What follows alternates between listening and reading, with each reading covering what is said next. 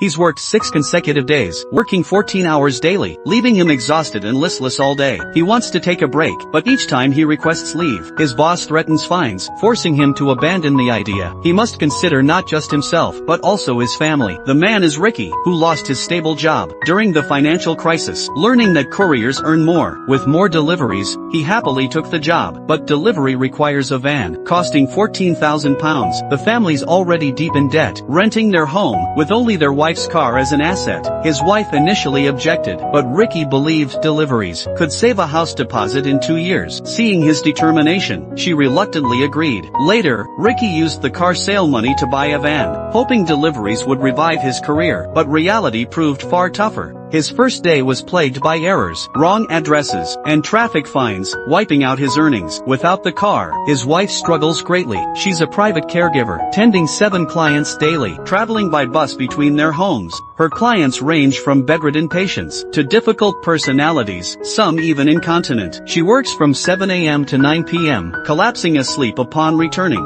Though life's hard, they cling to hope. Yet amid their toil, their children feel neglected. Their teenage son rebels, skipping school to roam, now obsessed with graffiti. He even sold his coat for spray paint. Ricky can't comprehend why his once studious son changed. The son explains, he won't take loans like friends, stuck repaying debts with miserable jobs, a future of constant struggle, so he's chosen to slack off. Ricky fears his son will end up chasing gigs like him, enduring disrespect, but the son won't listen. Unlike her rebellious brother, the daughter is responsible, doing chores, and helping deliver packages, cherishing time with her dad. Her charm often earns them tips. That night, they savor a rare family moment, shattered by an urgent call. A care client's emergency requires the wife's immediate help, but weekend taxis are scarce, so the son suggests, let's take dad's van. Tight squeeze, but faster. They pack in, singing loud, worries forgotten. Ricky gladly agrees. As they drive, their joyful chorus rekindles family warmth, a fleeting return to simpler times. The man gets an urgent call from his wife. Their son stood up for a friend and got into a fight at school, injuring the teacher who intervened. Both parents must go to school, but Ricky can't leave his delivery route. Taking leave means paying a substitute, plus a penalty fee. His wife goes alone. Later that night, he learns their son got suspended for 14 days. He challenges her, why didn't you fight harder? She counters, why didn't you go then? He blames work commitments. Her composure breaks. Years of pent-up frustration come pouring out in raw confession. Ricky stands speechless. After their fight, Ricky realizes her mental state's crumbling under work pressure. Their family's been starved of connection. To save his marriage, he requests leave from his boss, but the leader came up and started scolding him. He said that this was no reason at all. Last week's excuses were better. Hemorrhoid surgery, parental strokes, even a daughter's suicide, all rejected. When Ricky persists, the boss offers time off at £100 per day. Defeated, he drops the request. 2 days later, their son's arrested for shoplifting. As a minor, he'll avoid charges if collected promptly. His wife's unreachable. Ricky begs his boss again, earning only abuse and a written warning. No choice. He rescues his son. Despite the teen's defiant smirks, the officer lectures them sternly. Teen pride stops any apology, though regret simmers beneath the tough act. He scrolls his phone indifferently. Ricky snaps. Screaming match erupts. Their daughter intervenes, but the son flees.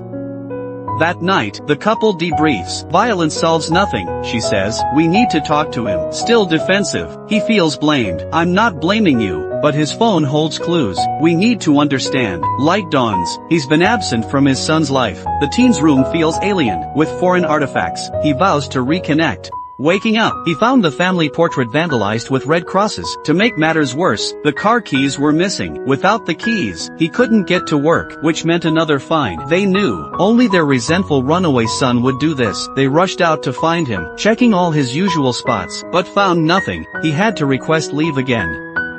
As expected, he was fined £100 and received a warning. One more strike and he'd lose his job. Stranded without keys, he drowned his sorrows at home. When the son returned home, Ricky demanded the keys back, but the son claimed ignorance. Enraged, Ricky slapped him, his first act of violence. When the rage subsided, regret consumed him. He sat alone till midnight, replaying recent events. Why was life crumbling? Despite his efforts, his daughter called, claiming urgent news. She confessed to taking the keys. She'd hoped to restore family happiness, but only fueled conflict. Ricky knew his job caused this chaos, but couldn't quit. Things would get worse. During deliveries, after relieving himself, 3 thugs ambushed him. They beat him brutally, stole packages, and smashed his scanner. One poured Ricky's own urine on him. Later, his wife accompanied him to hospital, battered and bruised. He could barely open one eye, but urged her to check X-ray results. He couldn't afford the medical bills. His boss called, offering no sympathy, just demands. Pay £1,500 for lost packages and arrange coverage for missed shifts. Worse still, as a partner, he had no health insurance, no medical coverage.